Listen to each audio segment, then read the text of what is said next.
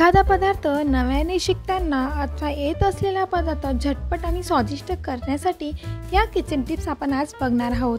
त्यासाठी नंबर 1, स्वयंपाक करायला सुरुवात करण्यापूर्वी एका भांड्यात पाणी गरम करून ठेवा। पुलाव, खिचडी, भाज्यांची ग्रेव्ही करताना वेळ कमी लागतो।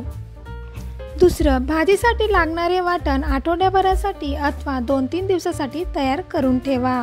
नंबर 3, कडधान्याची भाजी करायची असेल तर रात्रीच कडधान्य पाण्यात भिजत घाला।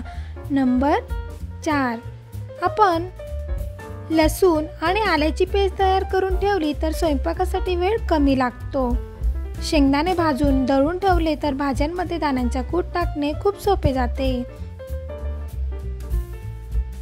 पीठ मळताना त्यात गरम तेलाचे मोहन टाकले, त्यापासून बनवलेले पदार्थ अगदी खुसखुशीत बनतात। लिंबाचा रस व्यवस्थित निघण्यासाठी लिंब काही मिनिटे कोमट पाण्यात बुडवून ठेवायचे, म्हणजे ते सॉफ्टही होतात। मसाला खराब होऊ नये यासाठी त्यामध्ये हिंगाचे खडे या पावडर टाकून ठेवायची।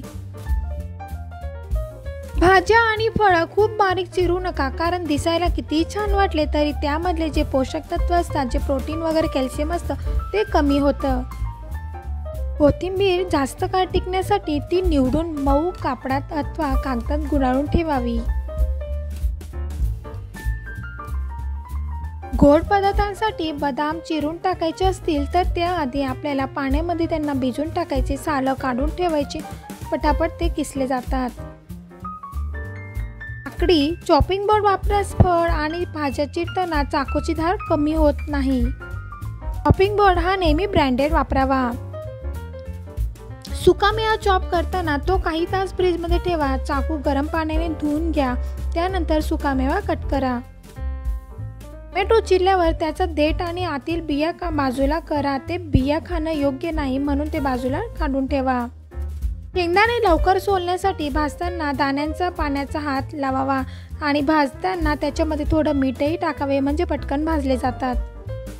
भेंडीच्या भाजीत 1 चमचा दही मिसळले तर ती चिकट होत नाही। भेंडीच्या भाजीमध्ये मॅगी मसाला टाकला तर एकदम टेस्टी बनते। जी कुरकुरीत होण्यासाठी बेसनात थोडं कॉर्नफ्लोअर टाकायचं, भजी छान क्रिस्पी होते। अनारसा तळताना जाळी येत नसेल तर खसखसमध्ये थोडी साखर टाकून अनारसा थापा, त्याच्याने खूप चविष्ट बनतील आणि पटकनही होतील। ग्रेव्हीचा मसाला तयार करताना गॅस मंद ठेवा, त्यामुळे रंग आणि स्वाद चांगला टिकून राहतो, लवकर कलर देखील येतो। आल्या लसणाची पेस्ट तयार करताना नेहमी त्यात लसूण जास्त आणि आलं थोडं वापरावं। साखरेत लवंग टाकल्यास तिला मुंग्या येत नाही। तुम्हाला जर आपल्या टिप्स आवडल्या असतील तर नक्की चॅनलला सबस्क्राईब करा, लाईक करा, शेअर करा।